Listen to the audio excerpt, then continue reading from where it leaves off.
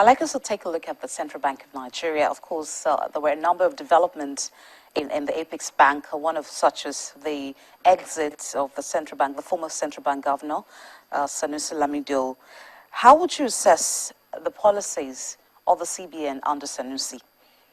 I think to his credit, he was able to maintain macroeconomic stability, interest rates, the MPR, foreign exchange rates at around 150 most of the 6, 7, 8 years. So you will say that he succeeded in maintaining that level of macroeconomic stability that enabled me to plan around those rates.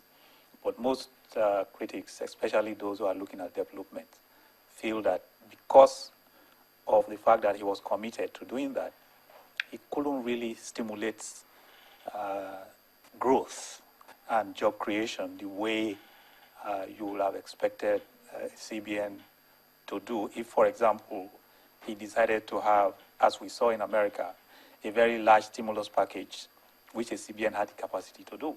So what he did not promise, actually, at any point, to move in the direction of taking on the responsibility to grow the economy. He essentially said, I want to maintain macroeconomic stability, I want to fight risk in the system. There was systemic risk in the banking sector before he came in. And he focused on that, and he achieved what he promised to do. So the only criticism you can say that he did not, beyond doing what he promised, he did not significantly impact on economic growth. Okay. Sarah Alade's emergence was just a few months before we had Emefiele. What difference do you think being the central bank governor made?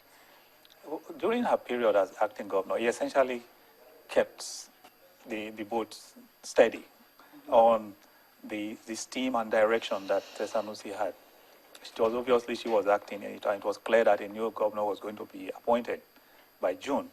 So she didn't really try to change anything. She essentially, I would say, and it was sensible to just keep those policies, ensure that there was continuity until a new governor comes, and we'll see what will be the policy thrust of the new governor. So that's I think, mostly what she did. Talking about the new governor, Godwin Emefiele came on board in the middle of the year, and his performance so far, do you think that he's made major changes in the economy? Well, when he came in, he was clear. He clearly stated what he wanted to achieve. He wanted to maintain those macroeconomic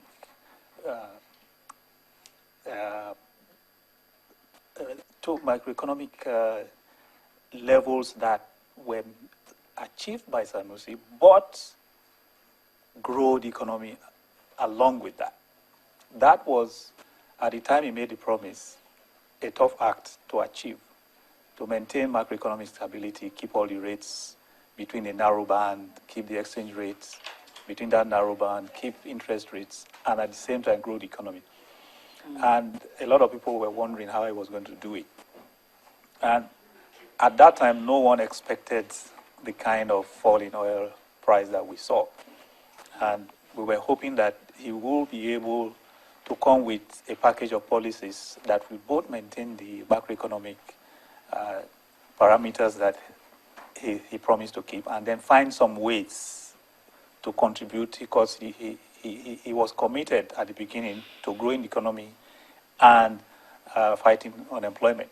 He set out to find ways to grow the economy and to include employment numbers as part of his policy thrust, and tracking how well he was going to contribute to that. But unfortunately, the oil price came down crashing, and clearly he couldn't do that. Rather, he had to go in the opposite direction. He had to increase the MPR to 13. Wow. And then, of course, he had to now devalue, really adjust the exchange rate to 168 from where he met it at about 155. Now, so I would say that it's because he ran into some storm that were not in the horizon at the time he took office. Now, talking about oil prices, we've seen how the state government have been, concerned about the fact that oil prices have been sliding. Not just the state government now, even at the federal level, we've seen revenues dropping. I'm going to tie this to how the states have been handling it, because for a long time, even before 2014, there's been a drop in the monthly allocation to the state. How do you think they've been able to cope in the year now that we had it, the slide of the oil prices now came into their faces?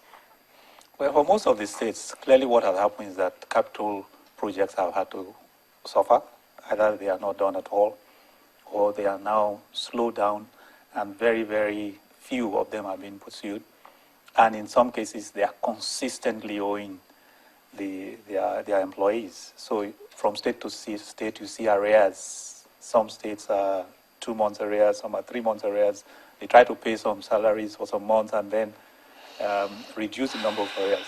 But generally, all the states, except a few, very few, who are not so dependent on federal allocations, that are able to maintain their capital expenditure budgets and, of course, their recurrent expenditure. I just want to ask you before I let you go, the budget was submitted to the National Assembly, and of course the benchmark for crude oil is still above $60 per barrel. We've seen oil sliding below $60. Well, it's been volatile anyway. At some point it was below 60, at some point above 60. How do you think we can cope with this volatility going forward into 2015? It's almost certain that the minister will probably come back to the National Assembly at some point in 2015 and present an adjustment. She had said already that the budget for 2015 will be based on scenarios, that as the price significantly moves, she will have to revise the budget. And that's the only way, because it's clear that throughout 2015, prices will either go lower than what they are now, or level at about between 65 and 70. Okay. That's the best we can expect for 2015. So she's going to have to watch. If she sees that for most of the year, maybe by about February, March, if from the projections it's going to be significantly below 65, she will probably come back to the National Assembly and propose a new benchmark and revise the entire budget to fit into the new situation. All right, thank you so much. That'll be all I have to take from you. Thank you.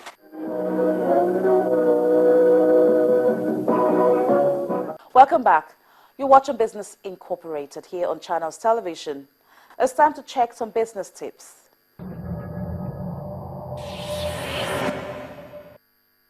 Starting a business with a partner. First, ask yourself, do I really need a business partner to build a successful company? Taking on business partners should be reserved for when a partnership is critical to success. Say, when the prospective partner has financial resources, connections, or vital skills you lack. You may be better off hiring the other person as an employee or an independent contractor. Get to know your potential partner and learn about his or her personal and professional values, ideas, and goals. If you haven't worked together previously, test the partnership out by tackling a small project together that showcases each other's skills and requires cooperation. This is also a way to learn about each other's personality and core values. Consult a lawyer and an accountant to draw up a written partnership agreement. People with strong personal connections may feel certain that the supposedly unbreakable bond will help them overcome any obstacles along the way.